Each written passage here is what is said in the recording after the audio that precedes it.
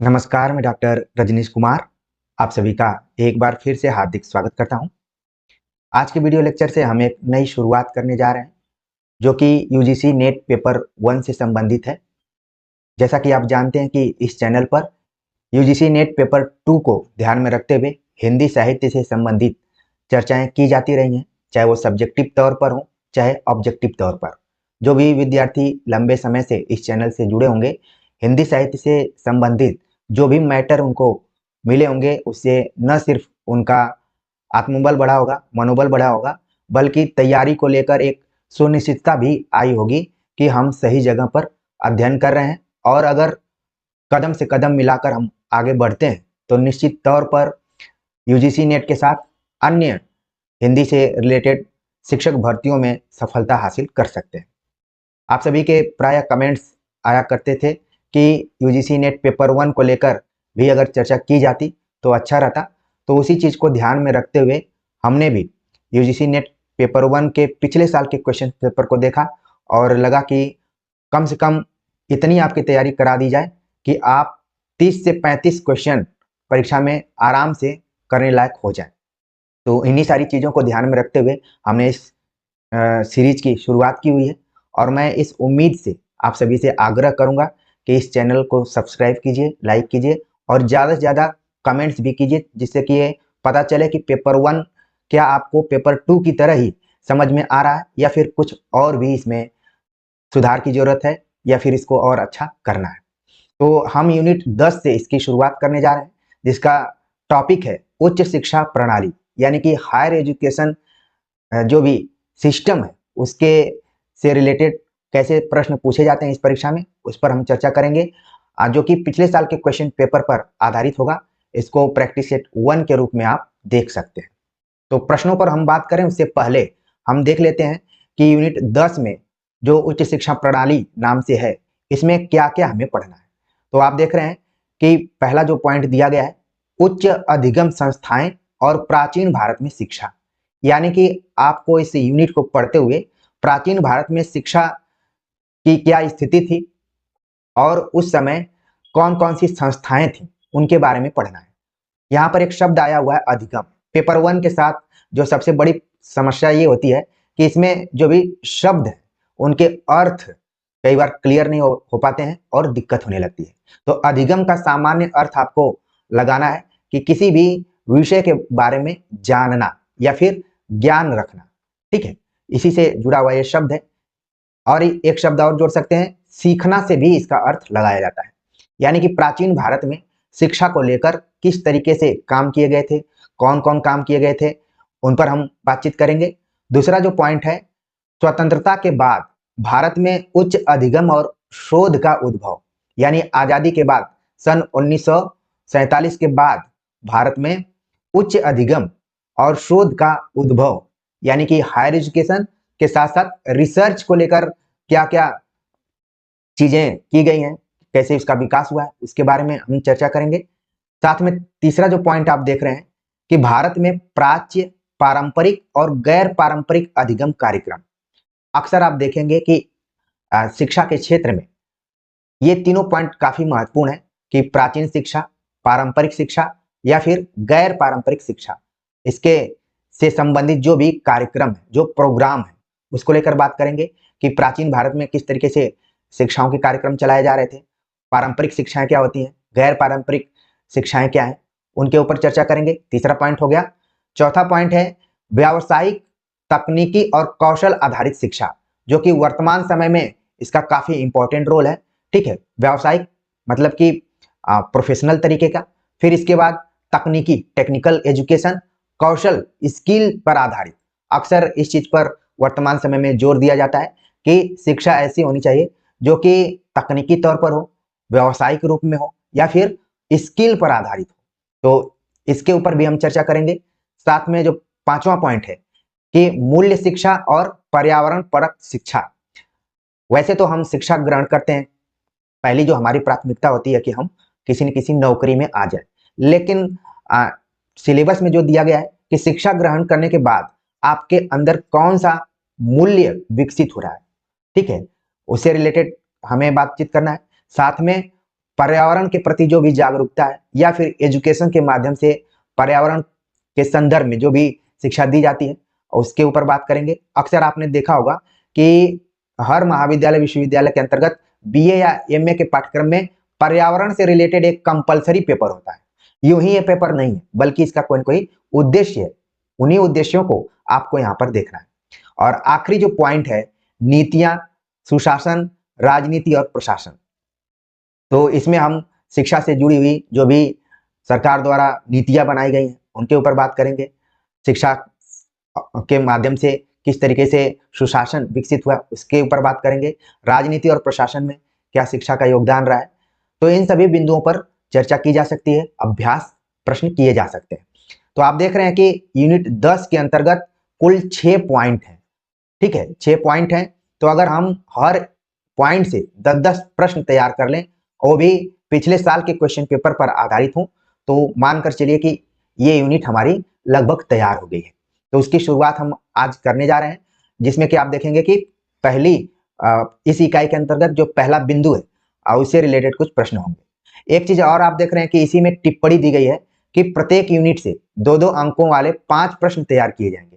यानी टोटल आपके 10 यूनिट हैं और 10 में से 5 हर यूनिट से 5-5 क्वेश्चन रहेंगे, यानी कि 50 प्रश्न रहेंगे। ठीक है, तो इस चीज को भी आपको ध्यान में रखना है। यानी कि जिस यूनिट पर हम बात करने जा रहे हैं इससे आपके लगभग 5 क्वेश्चन आने के चांसेज है, उम्मीद है। और पेपर 1 में हम जब क्वेश्चन पेपरों को देख रहे थे तो लग रहा था कि कुछ कुछ ऐसे प्रश्न होते हैं जो कि रिपीटेड भी होते हैं। और रिपीटेड कैसे होंगे, क्वेश्चन आपको देखना है, क्वेश्चन के अंतर्गत जो भी विकल्प है, कई बार विकल्प अगले एग्जाम में प्रश्न के तौर पर आ जाते हैं। तो इन सारी तकनीकियों को भी हमें देखना है। तो उम्मीद है कि आप आखिर तक बने रहेंगे और इसको बहुत ही आत्मीयता के साथ देखेंगे। चलते हैं, बात करते हैं। जो पहला प्रश्न यहाँ पर पूछा गया है कि प्राचीन भारत में उच्च शिक्षा में अधिगम के तरीकों में ज्ञान प्रदान करने के लिए शामिल नहीं था। कहानी कहने की विधि, संस्मरण विधि, चौक और टॉक विधि, प्रश्न और उत्तर विधि। तो प्राचीन भारत को हमें ध्यान में रखना है। जिस दौर में हम जी रहे हैं उस भारत को ध्यान में नहीं रखना है, बल्कि प्राचीन भारत जो ईसा पूर्व या फिर गुप्त काल, बौद्ध काल, ये सब चल रहा था, एंशिएंट हिस्ट्री जिसको कह सकते हैं, उसमें हमको ध्यान में रखना है कि उस जमाने में उच्च शिक्षा को लेकर किस तरीके से तकनीकियों को अपनाया जाता था कि ज्यादा से ज्यादा ज्ञान को लोग सीखें, जानें और फिर आगे बढ़ें। तो कौन सी ऐसी चीज है जो उसमें शामिल नहीं थी। हमने ऑप्शन को पढ़ दिया है। कहानी कहने की विधि, प्राचीन भारत की खास विशेषता ये थी कि लोगों को कहानी के माध्यम से उस विषय के प्रति जिज्ञासा उत्पन्न करा जाता था। तो ये टेक्निक वहां पर मौजूद थी।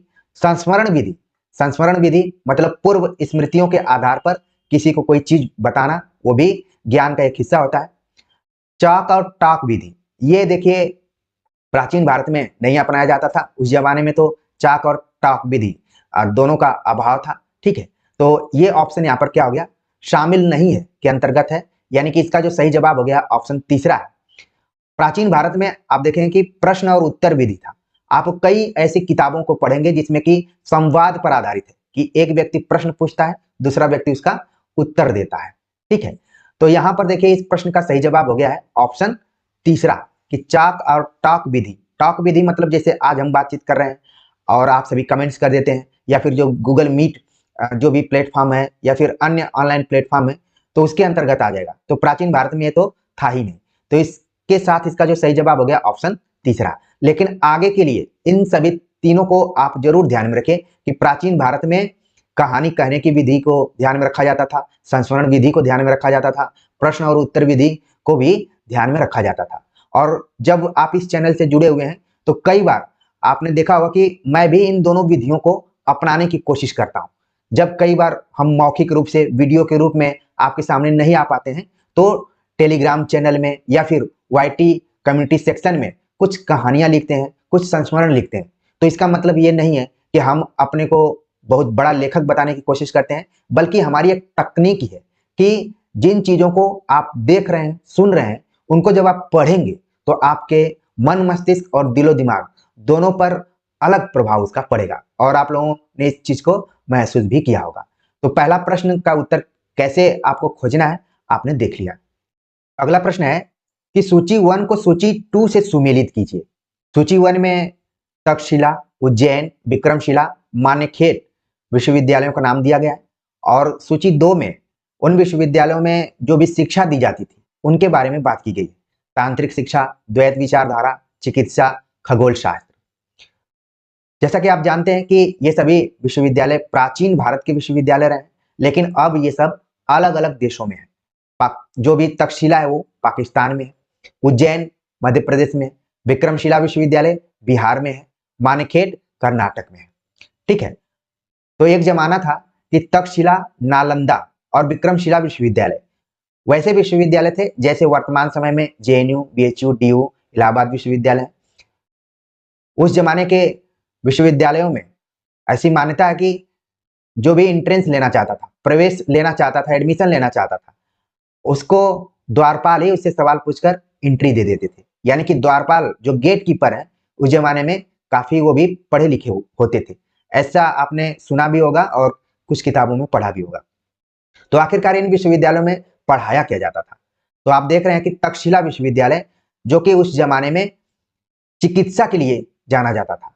ठीक है, उज्जैन विश्वविद्यालय जिसमें कि खगोल शास्त्र की पढ़ाई की जाती थी। इसके बाद विक्रमशिला विश्वविद्यालय जिसमें कि तांत्रिक शिक्षा दी जाती थी। मानेखेट विश्वविद्यालय जिसमें कि द्वैत विचारधारा पर बातचीत की जाती थी। द्वैत विचारधारा जिससे रिलेटेड अद्वैत, द्वैत, द्वैताद्वैतवाद, फिर इसके बाद शुद्धाद्वैतवाद, विशिष्टाद्वैतवाद, तमाम तरीके के द्वैत से संबंधित वादों को आपने सुना होगा, पढ़ा होगा। तो ये सभी ऐसे विश्वविद्यालय थे जिनमें ये सारी बातें बताई जाती थी। सही जवाब हो गया इसका ऑप्शन तीसरा। ठीक है, कि ए का 3 हो गया, यानी तक्षशिला में चिकित्सा की बात की जाती थी, उज्जैन में खगोल शास्त्र पढ़ाया जाता था। ठीक है, इसके बाद विक्रमशिला में तांत्रिक शिक्षा दी जाती थी जिसको तंत्र मंत्र इत्यादि भी कह सकते हैं, और मानेखेट में बात की जाती थी द्वैत विचारधारा की। तो इस तरीके से सही जवाब हो गया ऑप्शन तीसरा। आगे बात करते हैं, अगला जो प्रश्न है कि निम्नलिखित में से किस चरण में वैदिक शिक्षा को सुनकर श्रुतियों के ज्ञान का अधिग्रहण शामिल है? निध्यासन, तर्क, श्रवण, मनन। तो वैदिक शिक्षा यानी कि प्राचीन भारत की शिक्षाओं में वैदिक शिक्षा का नाम लिया जाता है। इसमें पूछा जा रहा है कि श्रुतियों के ज्ञान का अधिग्रहण शामिल है।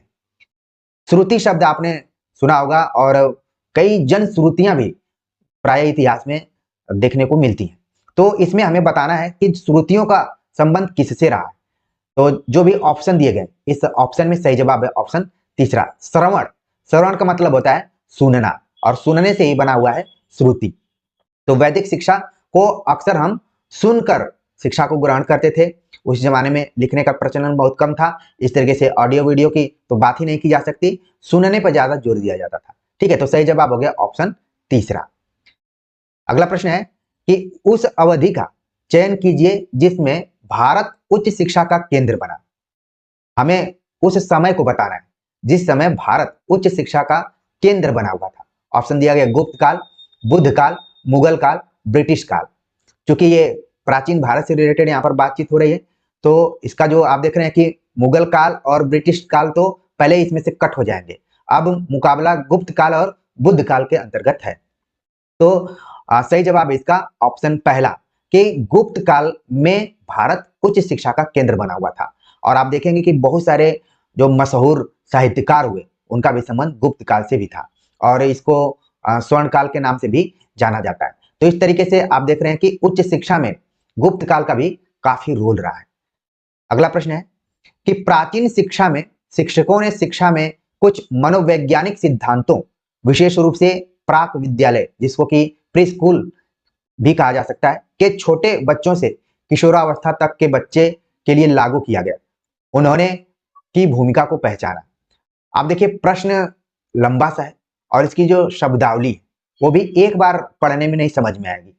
फर्स्ट पेपर के साथ यही सबसे बड़ी समस्या है कि आपको प्रश्न कम से कम 2 बार तो पढ़ने ही पड़ेंगे समझने के लिए। तो कहा जा रहा है कि प्राचीन शिक्षा प्रणाली में शिक्षकों ने शिक्षा में कुछ मनोवैज्ञानिक सिद्धांतों, विशेष रूप से प्री स्कूल यानी छोटे बच्चों से किशोरावस्था तक, यानी कि लगभग 5 साल से लेकर 15 साल की जो उम्र है उस तक के बच्चे के लिए लागू किया था। तो इसे लागू करने में उन्होंने कौन सी भूमिका को पहचाना? ऑप्शन दिया गया है गुरुकुल प्रकार की शिक्षा, स्कूली शिक्षा की कॉन्वेंट प्रणाली, शिक्षण और अधिगम में संवेदना और धारणा, उपरोक्त सभी। तो इसमें आप देखेंगे कि लगभग 80% विद्यार्थी ऑप्शन चौथा को यहाँ पर क्लिक कर सकते हैं, लेकिन इसका जो सही जवाब है कि ऑप्शन तीसरा है कि प्राचीन शिक्षा प्रणाली में भी जिन शिक्षकों ने छोटे बच्चों से लेकर किशोरावस्था तक के बच्चों के लिए जो कुछ मनोवैज्ञानिक सिद्धांत विकसित किए थे, उसमें था शिक्षण मतलब ज्ञान को कैसे देना है, अधिगम ज्ञान को कैसे सीखना है, सीखने के बाद अपने अंदर संवेदना और चिंतन, धारणा मतलब चिंतन का विकास करना। तो तीसरा ऑप्शन यहाँ पर हो गया कि उन्होंने शिक्षण और अधिगम में संवेदना और धारणा की भूमिका को पहचाना है। वैसे भी जब हम टीचिंग करते हैं, बच्चों को पढ़ाने जाते हैं, तो सबसे पहले उस बच्चे की संवेदना को समझते हैं, उसके चिंतन स्तर को समझते हैं, उसके मन में उठने वाले सवालों को समझते हैं, इसके बाद हम पढ़ाना शुरू करते हैं। ठीक है, तो सही जवाब हो गया ऑप्शन तीसरा। अगला प्रश्न है कि प्राचीन भारत के काल में विहारों पर केंद्रित विश्वविद्यालय कहाँ स्थित थे? विहारों, यहाँ पर विहार मतलब जहां पर कोई आ सकता है, जा सकता है, घूम फिर सकता है। प्राचीन भारत में आप देखते हैं कि विदेश से भी बहुत सारे लोग यहाँ पर शिक्षा ग्रहण करने के लिए आए और जो भी ग्रहण किए उसको प्रचार प्रसार करने के लिए दूसरे जगह पर भी गए। तो प्राचीन भारत के काल में विहारों पर केंद्रित विश्वविद्यालय कहाँ स्थित थे? ऑप्शन दिया गया है नवदीप, नालंदा, बल्लभी, जगदला, कांची। तो इन चारों ऑप्शंस के आधार पर नीचे कूट भी दिया गया है। इन कूटों के आधार पर हमें बताना है कि आखिरकार वो कौन कौन से विश्वविद्यालय थे। तो आपके मन में पहले आ गया होगा नालंदा विश्वविद्यालय, अब बल्लभी विश्वविद्यालय और जगदला विश्वविद्यालय। ये तीन विश्वविद्यालय माने जाते रहे। ठीक है, नवदीप और कांची, इनका संबंध विश्वविद्यालयों से नहीं था बल्कि मंदिरों से था। कांची का मंदिर आपने सुना होगा, नवदीप का भी मंदिर है। अब इसमें आप देख रहे हैं कि नालंदा जो है अब वो आप बिहार में जानते हैं कि है। ठीक है, आप बल्लभी जो कि गुजरात में है। इसके बाद एक नया विश्वविद्यालय आप देख रहे हैं जगदला दिया है। वैसे जगदलपुर एक जगह है छत्तीसगढ़ में, लेकिन जगदला जो है वर्तमान समय में बांग्लादेश में है। ठीक है ना, तो ये विश्वविद्यालय देख रहे हैं आप वर्तमान में कहाँ है? बांग्लादेश में। पहले भारत का जो भौगोलिक आकार था वो बड़ा था, इसलिए इसीलिए प्राचीन भारत शब्द यहाँ पर प्रयुक्त किया गया है। तो आपका आंसर क्या हो जाना चाहिए कि बी सी डी सही जवाब हो गया ऑप्शन दूसरा। ठीक है, बी सी डी यानी नालंदा, बल्लभी और जगदला विहार पर केंद्रित विश्वविद्यालय थे। ठीक है, आगे के एग्जाम के दृष्टिकोण से आपको देखना है कि विकल्पों से भी प्रश्न बन सकते हैं, इसलिए आपको थोड़ा सा हिंदी साहित्य से अलग अप्रोच अपनाना पड़ेगा, उस हिसाब से देखना पड़ेगा। आगे बात करते हैं, अगला जो प्रश्न है कि दुनिया का पहला ज्ञात आवासीय अंतरराष्ट्रीय विश्वविद्यालय कौन सा है? यानी कि केवल भारत की बात नहीं की जा रही है बल्कि विश्व की बात की जा रही है कि विश्व में पहला ज्ञात आवासीय मतलब ऐसा विश्वविद्यालय जहां पर हॉस्टल इत्यादि की व्यवस्था होगी। बहुत सारे हमारे विद्यार्थी जुड़े होंगे जो कि हॉस्टल में भी रहते होंगे, बहुत सारे विद्यार्थी होंगे जो कि घर से भी पढ़ाई कर रहे होंगे। ठीक है, कुछ लोग बिना विश्वविद्यालय में एडमिशन लिए हुए भी हॉस्टल में रह सकते हैं, जिसको कि हम पीजी कहते हैं। ठीक है, पेइंग गेस्ट, आप उसका किराया देंगे और हॉस्टल में रहेंगे और हॉस्टल का ही माहौल रहेगा। लेकिन जो बीएचयू और जेएनयू जैसे विश्वविद्यालय में पढ़ा होगा वो हॉस्टल को एक अलग तरीके से देख रहा होगा। देखिए यहाँ पर पूछा गया कि दुनिया का पहला ज्ञात आवासीय अंतरराष्ट्रीय विश्वविद्यालय कौन सा रहा? ऑप्शन दिया गया मगध विश्वविद्यालय, नालंदा विश्वविद्यालय, विक्रमशिला विश्वविद्यालय, तक्षशिला विश्वविद्यालय। तो इसका जो सही जवाब है यहाँ पर ऑप्शन दूसरा है, नालंदा विश्वविद्यालय, जो कि दुनिया का पहला हॉस्टल वाला विश्वविद्यालय था। इसमें विद्यार्थी न सिर्फ पढ़ते थे बल्कि वहीं रहकर अध्ययन करते थे, घर नहीं जाना रहता था, घर को त्याग कर हॉस्टल में रहते हुए पढ़ाई करते थे। तो वो था नालंदा विश्वविद्यालय। अब तो नव नालंदा विश्वविद्यालय भी बन गया है और एक ओपन नालंदा विश्वविद्यालय भी, कई तरीके का नालंदा विश्वविद्यालय खुल गया है। तो इन सारी चीजों को भी आप अपने दिमाग में रख सकते हैं। ठीक है, आगे बात करते हैं, अगला जो प्रश्न है जो कि कथन और तर्क पर आधारित है। नीचे दो कथन दिए गए हैं। पूछा गया कि पहला कथन है कि बौद्ध शिक्षा प्रणाली में एक बच्चा 8 वर्ष की आयु में अपनी शिक्षा शुरू करेगा। कथन 2, बौद्ध शिक्षा प्रणाली में संस्कृत शिक्षा का माध्यम थी। अब हमें बताना है कि इसमें कौन सही है और कौन गलत है। ठीक है, तो बौद्ध शिक्षा प्रणाली में ऐसा निर्धारित किया गया था कि एक बच्चा 8 वर्ष की उम्र कंप्लीट कर लेगा तभी वो शिक्षा शुरू करेगा। उस जमाने में 8 साल के बच्चों को ही माना जाता था कि वो थोड़ा सा पढ़ने लिखने लायक है, जबकि वर्तमान समय में आप देखेंगे तो 3 से 5 साल के जो भी बच्चे होते हैं तो जो भी पेरेंट्स होते हैं तुरंत उनको स्कूल में दाखिला दिला देते हैं और उनको पढ़ाना शुरू कर देते हैं। तो इसका मतलब है कि उम्र पहले से घटी हुई है। लेकिन अपनी पिछली पीढ़ी में जाएंगे, मतलब पिताजी के, दादाजी के, तो उसमें भी पहले लोग कई बार 10-10 साल के हो जाते थे तब स्कूल जाना शुरू कर देते थे। आप याद कीजिए, जो बच्चे आजकल LKG UKG में ही पूरा इंग्लिश मीडियम में A to Z और इसके बाद काउंटिंग, फिर टेबल, सारी चीजें जान जाते हैं, लेकिन पहले आज से 20 साल पहले जाइए आप, तो बहुत सारे बच्चे थे जो कि 6वीं क्लास में आकर ABCD जानते थे। ठीक है, वहां बताया जाता था कि K से क, K से ख, G से ग, वहां से शुरू होता था। अब चीजें क्या हो गई, बहुत बदल गई। तो बौद्ध शिक्षा प्रणाली में भी क्या था कि 8 वर्ष की आयु में बच्चा शिक्षा को शुरू करेगा, ये कथन सही है। लेकिन बौद्ध शिक्षा प्रणाली में संस्कृत शिक्षा का माध्यम थी, ये गलत है। उस समय जो माध्यम थी वो थी पाली। ठीक है, पाली विषय, पाली जो भाषा है जिसमें कि महात्मा बुद्ध ने अपना पहला उपदेश भी दिया था और वही इसका माध्यम थी। तो देखिए, कथन एक तो सत्य है लेकिन दूसरा असत्य है। तो इस तरीके से इसका जो सही जवाब हो रहा है ऑप्शन दूसरा हो रहा है। ठीक है ना, तो इस चीज को आप जरूर ध्यान में रखिए। आगे बात करते हैं, अगला जो प्रश्न है पूछा गया कि निम्नलिखित विद्वानों में से किसने नालंदा विश्वविद्यालय में धर्म ग्रंथों को वापस लिया और इस विश्वविद्यालय की वास्तुकला और शिक्षा के बारे में लिखा था? किम होंग कोरिया, जिन तानयांग कोरिया, जुआन जेंग चीन, जुन्हामेंग चीन। तो इस तरीके से आप देख रहे हैं कि इसमें दो देश का ज्यादा नाम है, कोरिया और चीन का, और इसमें किसी भारतीय का नाम नहीं। अक्सर आप देखेंगे कुछ विदेशियों ने काफी अच्छा काम भी किया है। यहाँ पर बताया गया कि नालंदा विश्वविद्यालय से धर्म ग्रंथों को वापस लिया और इस विश्वविद्यालय की वास्तुकला और शिक्षा के बारे में लिखा। कौन लिखा था? सही जवाब है ऑप्शन तीसरा, जुआन जेंग, जो कि चीन से जुड़े हुए थे। और वैसे प्राचीन भारत में कई यात्री आए, यहाँ पर अध्ययन किया और फिर चले गए, जिसमें ह्वेनसांग का नाम आपने सुना होगा। ठीक है, तो जुआन जेंग धर्म ग्रंथों को वापस लेते हैं और फिर वास्तुकला और शिक्षा के बारे में उन्होंने लिखा है। किस विश्वविद्यालय से इनका संबंध था? वो है नालंदा विश्वविद्यालय। तो इसको आप जरूर ध्यान में रखिए। मुझे याद आ गया, ह्वेनसांग और फाहियान। तो ऐसे ही कोरिलेट करके पढ़ते जाना है और आपको आनंद भी आएगा। चलते हैं आगे, बात करते हैं जो आज का आखिरी प्रश्न है कि शिक्षा की वैदिक प्रणाली में शिक्षा का माध्यम निम्न में से कौन सा रहा है? संस्कृत, पाली, हिंदी, उर्दू। तो वैदिक प्रणाली में शिक्षा का जो माध्यम, जो भाषा रही है, सही जवाब है ऑप्शन पहला, संस्कृत। ठीक है, बाद में पाली, हिंदी और उर्दू का विकास होता है।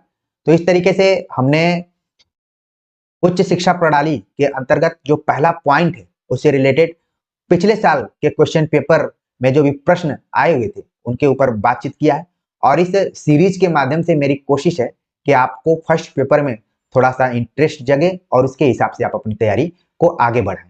तो हिंदी साहित्य का मैटर, प्रैक्टिस सेट, सब्जेक्टिव तौर पर सब कुछ देखना है, उसको रिवाइज करते जाना है, चाहे शॉर्ट नोट्स हो, मैराथन का क्लास हो, या फिर जो भी आपके लायक लग रहा हो उसको देखते रहिए। और फर्स्ट पेपर पे हम इसी तरीके से छोटा छोटा प्रैक्टिस सेट लेकर आते रहेंगे, जिससे कि आपका कॉन्सेप्ट भी क्लियर हो और पिछले साल के आए हुए क्वेश्चन पेपर भी आपको पता चल जाएंगे किस तरीके से प्रश्न पूछे जा रहे थे।